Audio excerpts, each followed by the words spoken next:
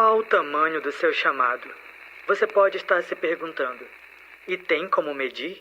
A história que estou prestes a contar é de um homem que tinha uma paixão ardente por Jesus e que iria dar tudo o que tinha para que outras pessoas conhecessem esse amor. Essa paixão que queimava em seu ser. Meu amor, nosso lugar realmente é a Amazônia. Eu estava pesquisando sobre a imensa bacia amazônica e é uma das maiores áreas ainda não alcançadas no mundo, com dezenas de milhares de aldeias isoladas e milhões de pessoas muito pobres que não tem ninguém para lhes contar sobre as boas novas do Evangelho. A maioria das aldeias não possui escolas e nem ajuda médica. Falei para você que eu também fiz uma aliança com Jesus. E onde Ele mandar você, eu também irei. Vamos juntos para a nossa aventura. Eu não pedi uma vida fácil, e sim uma vida que vale a pena ser vivida. Vamos, minhas princesas, vamos para a nossa grande aventura com Jesus. A organização da Missão Paz International começou oficialmente em dezembro de 1976, quando Lucas e Cristine, com suas duas meninas, Sara e Esther, chegaram a Santarém, no Pará. E para treinar e discipular novos líderes, precisavam de barcos robustos para poder enviar centenas de missionários para cada aldeia. Lucas, o que está fazendo, meu amor? Tente grandes coisas para um grande Deus. Eu estou fazendo um projeto de construirmos barcos e em breve, em cada aldeia haverá uma igreja e muitas almas serão alcançadas para Jesus. Pastor, estou pronto para a próxima viagem. Vou deixar vocês conversando e vou convidar a nossos vizinhos para assistir a filme de Jesus e depois tomar um tacacá com elas. E muitos conheciam Jesus. Menina, passamos um sufoco na viagem desse fim de semana. Quase perdemos a filha dos nossos líderes, a Estezinha, pequenininha. Pois é, ela só tem 7 anos, menina. Ela caiu do nada do barco. E no meio do rio do Tapajós, mano, tava tudo escuro, ninguém via nada. Sem ninguém perceber, mana, quando a gente foi ver... Todos entraram em pânico. Nós procuramos mais de 2 horas. Mais de 2 horas não, foi mais de 4 horas. Enquanto isso, ela teve uma experiência inesquecível com Jesus. Ela que falou. Falando que, enquanto ela estava lá na água, Deus a segurou viva naquela maresia. E ela nem se cansou, não. Ela não teve trauma nenhum, ela tá super bem. Quem ficou mal foi a gente que ficou em pânico. Mas ela estava pulando de alegria. Quando ela entrou no barco, foi um milagre. E, meu Deus, foi um sufoco. Como família, passaram 14 anos fazendo viagens missionárias pelos ribeirinhos, entre Santarém e Manaus, supervisionando as novas igrejas, apoiando e treinando os novos líderes e suas famílias. Irmão, tem sido incrível aprender tantas coisas e principalmente ganhar almas para Jesus. Tenho aprendido tanto com essa família tão preciosa. Hoje já temos 250 igrejas espalhadas, 70 barcos de aços construídos por nós mesmos. As coisas estavam fluindo e por volta de 1981, Lucas e Cristine tinham uma grande novidade. Nossa família está vindo para cá nos ajudar. Mamãe, papai e meus irmãos. Agora nada poderá nos segurar. O reino de Deus crescerá e milhares de pessoas vão conhecer Jesus.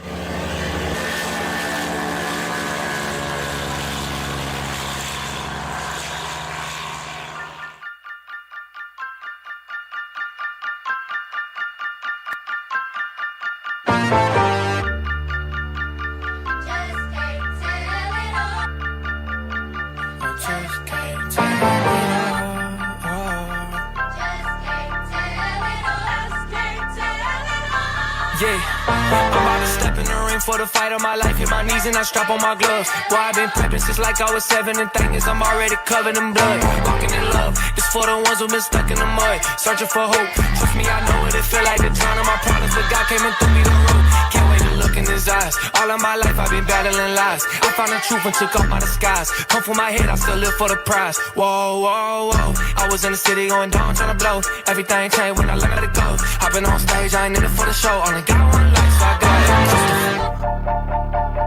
Just can't tell it all. K to the second letter.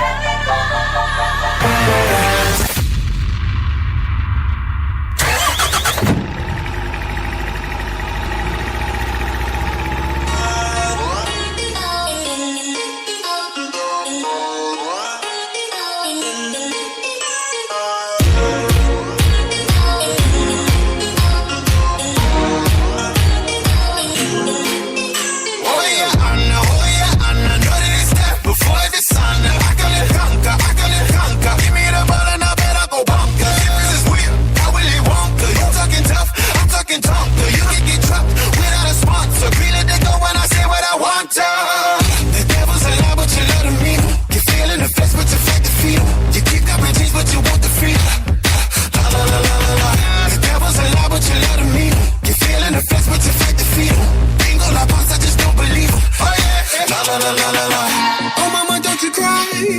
Wipe the tears from your eyes. I just found paradise. This is my lullaby. Oh mama, don't you cry.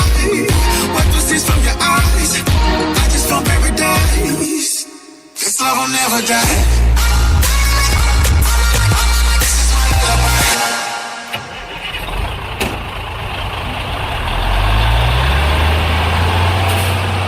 Game on. Game on. Game on. Game on. Yeah, it's game on, game time. You can feel the rhythm when you listen to the rhyme. See you in the middle looking like you in it live. Follow me, I promise that what I gotta get you right. Man, I'm crazy loco. So unashamed that I check the logo. 116 to the day I go, bro. And if it ain't Christ, then your hopes and logos. Yes, stay close to the king. You ain't got game, you're doing your own thing. If you don't see a dime for repping the Lord's name, you still make a whole lot of change. Work it out there, work it out there, work it out there, work it out there, no, work it out there, work it out there, work it out there.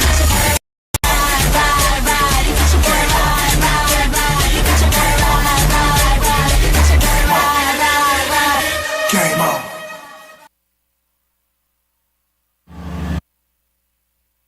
No dia 4 de agosto de 1994, o meu irmão, o pastor Lucas, caiu no seu aviãozinho que ele usava para supervisionar as obras nos ribeirinhos e com essa queda ele foi promovido para a glória. Foi o pior dia da nossa vida. Sentimos muito, muito mesmo a falta do Lucas. No próximo ano, em julho, tivemos nosso primeiro congresso da paz. E eu me lembro muito bem, sentada na arquibancada. Naquele momento, Deus me deu uma visão. Eu vi como se fosse o Lucas, catando uns gravetinhos e começando uma pequena fogueira. Essa fogueira começou a crescer, e ela cresceu e cresceu, e logo se tornou uma grande fogueira. E Deus me mostrou que nós pegávamos essas lenhas já incendiadas e começávamos novas fogueiras. E aquelas fogueiras também começaram a crescer, e de lá já tirávamos lenha incendiada daquelas novas fogueiras, que já se tornaram grandes fogueiras, e começávamos também novas fogueiras. Tudo daquela original. E aí aquelas outras também se multiplicando. E da Amazônia, aquelas lenhas incendiadas saindo e plantando novas fogueiras. Vocês são essas lenhas incendiadas que estão agora se espalhando pelo resto da Amazônia, pelo resto do Brasil e incluindo o mundo inteiro. Aleluia!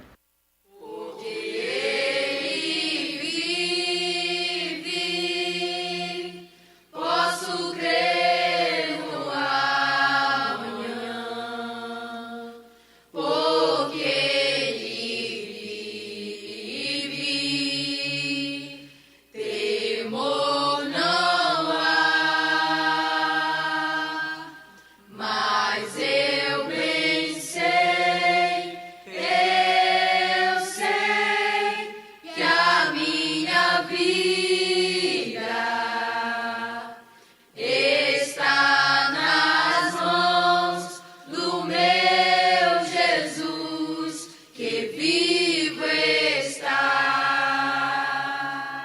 pastor Lucas foi um homem que a terra não foi digna de tê-lo. Em um acidente com seu ultraleve missionário, ele partiu, fazendo o que mais amava: missões. Mas essa história não terminou, continua sendo escrita. O legado tem continuado nos corações de todos aqueles que continuam cumprindo a missão, seja indo, contribuindo ou orando. Sua morte gerou muitas vidas. A fé e o amor desse homem têm sido inspiração até os dias de hoje. Em verdade vos digo, se o grão de trigo, caindo na terra, não morrer, fica ele só, mas se morrer, produz muitos frutos.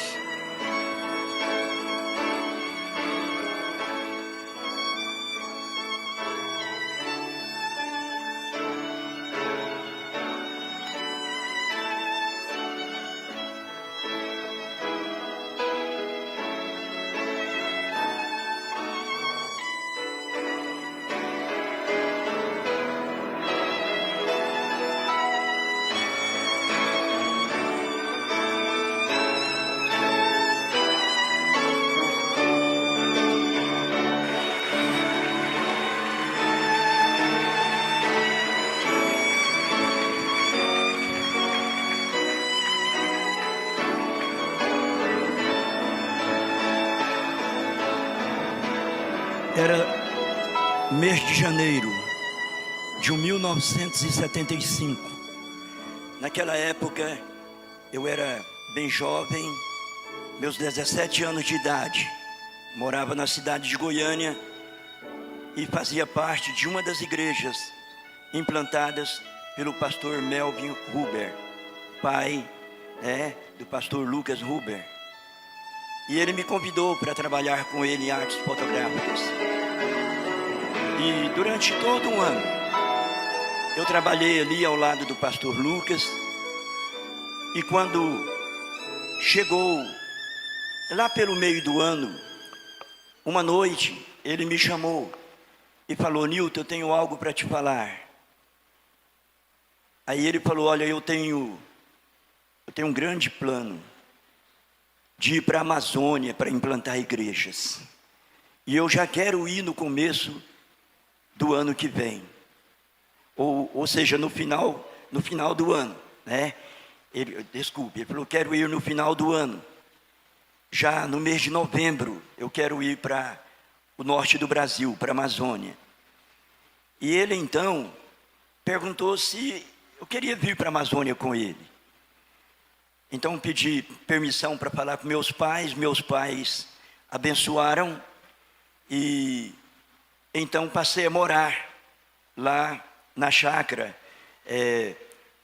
ali na casa do pastor Melvin, e a casa do pastor Lucas ficava no outro extremo ali da mesma chácara, e fui treinado por ele durante aqueles anos.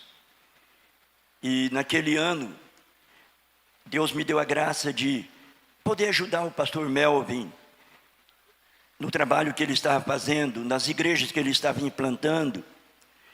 Mas juntamente com o pastor Lucas, Deus me deu o privilégio de implantar uma das obras lá em Goiânia, que fica em um bairro chamado Jardim Guanabara.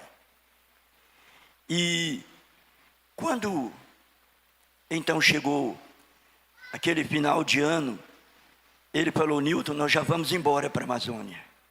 E ele me fez a pergunta: você vai mesmo? Eu falei: vou, eu estou contigo. E então meus pais novamente abençoaram. E no dia seguinte, dia 21 de novembro de 1976, nós deixamos a cidade de Goiânia e viajamos por 5 dias e 4 noites pela rodovia Belém-Brasília, rodovia transamazônica que estava construída há bem poucos anos, e tudo era muito selvagem ainda. A gente encontrava muitos indígenas na estrada, também a gente encontrava muitos animais selvagens na estrada, e nós fizemos esse percurso e chegamos aqui na cidade de Santarém. Quando nós chegamos em Santarém, nós não conhecíamos ninguém, nós não tínhamos casa, não tínhamos nada. E nós fomos morar na beira, para quem conhece, ali do Lago do Mapiri. Foi a nossa primeira morada. Lá nós moramos por um pouco mais de uma semana. Armamos uma barraca. E durante aquela semana o pastor Lucas procurava um lugar para comprar. Foi quando Deus abençoou e ele comprou uma casa ali na Avenida Mendonça Furtado, onde até recentemente funcionou a Bilcar. E ali nós começamos esta igreja. Ela começou com um clube de jovens chamado Lighthouse. E aquele clube cresceu, até que a sala da casa não cabia mais. Foi quando um senhor, na época muito conhecido na cidade, um empresário por nome Demétrio, ele nos vendeu aquele terreno da Borges Leal, onde hoje é a igreja central. Então me lembro dos primeiros cultos que nós fizemos lá.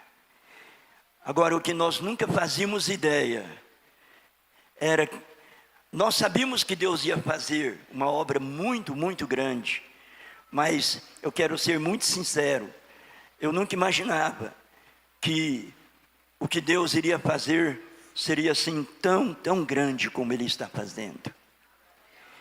E então o pastor Lucas, ele era uma pessoa assim, muito simples e muito amigo. Conversava com toda e qualquer pessoa que o procurava. Dava atenção, gastava tempo. E logo, as pessoas na cidade de Santarém passaram a amá-lo, sinceramente a amá-lo.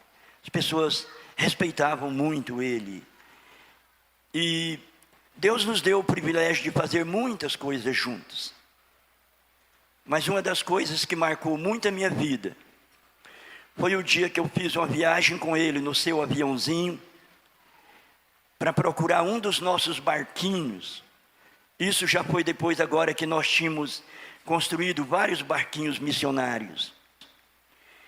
Então, juntamente com ele, nós saímos naquele aviãozinho para procurar um dos nossos barquinhos que alguém havia carregado. E procuramos na nossa região, não achamos. E fomos procurar ali na região de Montes Dourados, não achamos. E alguém falou, é bem provável que esteja na região de Breves. E voamos para lá. Procuramos tudo lá e não achamos. Aí agora nós precisamos voltar. E quando eu fui comprar gasolina na cidade de Breves, para aquele aviãozinho que queimava a gasolina comum misturada com a gasolina de aviação. A gasolina comum tinha bastante para vender, mas a gasolina de aviação não tinha. E a gasolina que nós tínhamos no avião não dava para voltar. O pastor Lucas tinha compromissos aqui em Santarém, e eu tinha compromissos no Rio Xingu. Então sentamos na frente do caizinho pequeno de Breves para orar, e para ouvir Deus, e para decidir o que nós iríamos fazer.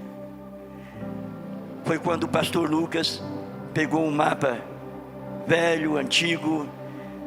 Ele não tinha um aparelho para voos, porque ele tinha ficado em Santarém. E ele pegou aquele mapa velho e falou, Newton, se nós atravessarmos a reserva do Cachoanã, nós vamos chegar no Rio Xingu. E a gasolina dá para chegar no Rio Xingu. Ele falou, eu creio que dá. E ele olhou para mim e ele fez uma pergunta que ele já vinha fazendo várias vezes durante aqueles dias de busca e de procura. A pergunta que ele sempre fazia para mim, ele perguntava, você está pronto? Ou seja, você topa? Quando nós fomos para a região de Montes Dourados, ele perguntou, você topa ir para aquela região? Quando nós fomos para outras regiões, ele perguntou, você topa ir para essa região? Quando fomos para o Marajó, em Breves, ele perguntou, você topa ir? E quando nós saímos de Breves para atravessar a reserva do Cachoanã, com um pouco de gasolina que nós tínhamos, ele me fez a mesma pergunta. Depois de termos orado, ele perguntou: Newton, você topa? Eu falei: eu topo. Ele era muito corajoso, ele era muito destemido. E outra coisa, o Lucas, ele era um grande visionário. Mas um grande visionário. Enquanto a gente viajava voando, ele estava sempre falando sobre os seus sonhos de implantar muitas igrejas na Amazônia. E então nós voamos para chegar no rio Xingu. Nós pousamos no alto de um rio acima de Portel, já dentro da reserva, onde nós passamos a noite. Era um pequeno povoado, e lá nós ganhamos 6 famílias para Jesus. E no dia seguinte, nos despedimos daquelas famílias, e nós choramos com aquelas famílias que nos perguntaram: como nós vamos ficar aqui? Nós não sabemos nada da Bíblia. Quem vai nos ensinar alguma coisa? Me lembro quando o pastor Lucas pegou 6 Novos Testamentos e deu um para cada família. Falou: cada um de vocês vai ficar, cada família, com um Novo Testamento desse. E aí cada manhã vocês vão reunir aqui na casa do seu pai, toda manhã, e vocês vão ler 1, 2 ou 3 capítulos do Novo Testamento.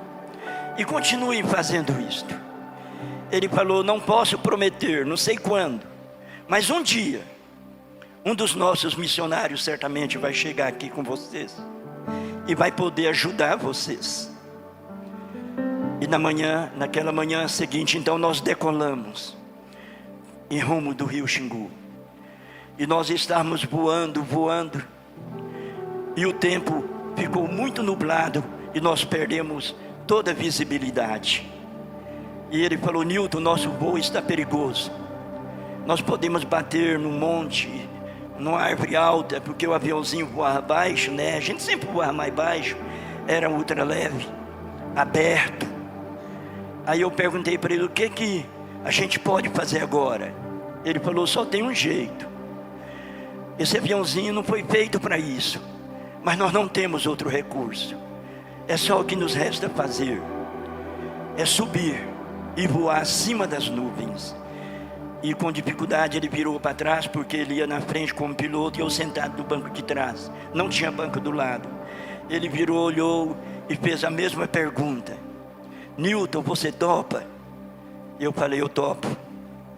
Aí nós subimos e nós voamos a 5.000 pés de altura, naquele aviãozinho aberto. Era muito frio lá em cima, e nós estávamos voando no rumo do Xingu, rio Xingu, quando de repente ele me falou: olha o tanto, veja o tanto de gasolina que nós temos. Era difícil, mas eu virei, olhei, e eu falei para ele: nós temos muito pouca gasolina. Nós devemos ter 1/4 do tanque só com gasolina. Nosso tanque era um carote de 20 litros. E nós prosseguimos voando e orando, voando e orando, voando e orando. Aí teve um momento que ele me pediu de novo: olha e veja que tanto nós temos. Eu olhei e falei: está bem pouquinho a nossa gasolina. Nós devemos ter talvez uns 2 ou 3 litros de gasolina. E nós continuamos orando e voando, orando e voando. E depois de ter voado por um tempo, tudo fechado, tudo nublado, ele falou comigo: olha para nós e vê que tanto nós temos. Eu virei e olhei, e eu dei para ele o recado que talvez ele não esperava ouvir. Falei: nossa gasolina acabou. Nós não temos mais gasolina. E nós estamos a pelo menos 5.000 pés de altura. Ele falou: Newton, nós temos que fazer algo enquanto nós temos gasolina ainda no sistema, nas mangueiras, antes do motor parar. Ele falou: nós vamos ter que descer. Nós vamos ter que descer agora, Newton. E ele falou: nós vamos... Eu não sei com que nós vamos deparar aí embaixo. Aí ele olhou para mim E a pergunta agora foi diferente. Nunca vou me esquecer daquele olhar. Ele olhou bem firme nos meus olhos e perguntou: Newton, você está preparado? Agora a pergunta mudou. Eu sabia que... Bom, eu falei com ele: eu estou preparado, Lucas. Estou preparado. Falei: então nós vamos descer. E ele embicou o avião para baixo, nessa posição. E nós fomos descendo. E aquele avião pegou velocidade. Pensem como pega velocidade descendo. E foi. E sabe o que aconteceu? Quando nós passamos todas aquelas nuvens, no meio da qual nós estávamos mergulhados descendo, quando de repente tudo limpou, nós estávamos exatamente bem na margem do rio Xingu.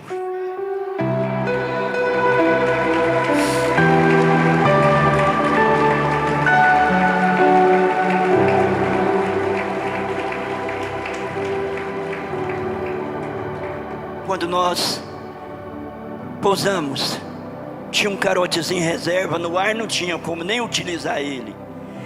E aí pegamos aquele carotezinho em reserva, que ficava mais atrás, tinha 8 litros dentro.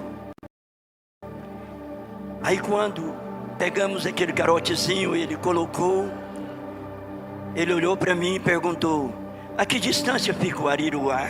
Pensei: meu Deus, que coração! Nós acabamos de sair dessa situação agora, e ele está me perguntando quanto tempo gasta daqui no Ariruá. Eu falei: nós vamos gastar daqui lá, Lucas, uns 15 minutos.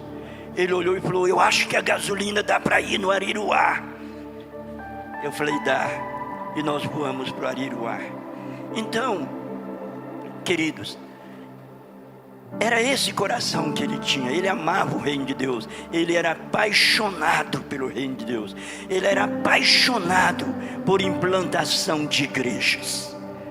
Ele era apaixonado por ver novos líderes se levantando, homens e mulheres sendo treinados para se tornarem colaboradores de Deus na expansão do seu reino.